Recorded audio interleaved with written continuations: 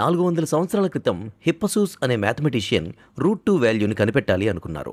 ఆయన కాలంలో ఏ నెంబర్నైనా ఇంటిజర్స్ లేదా ఫ్రాక్షన్స్ రూపంలో రాసేవారు. ఫ్రాక్షన్స్ని డెసిమల్ లాగా రాస్తే అవి ఎండ్ అవుతాయి లేదా రిపీట్ అవుతుంది. కానీ రూట్ 2 విషయంలో ఇవన్నీ అయ్యేలా కనబడడం లేదు. అసలు దీనిని ఇంటిజర్స్ లేదా ఫ్రాక్షన్స్ ఫామ్లో రాయొచ్చా? అయితే ఇది ప్రూవ్ చేయాలి.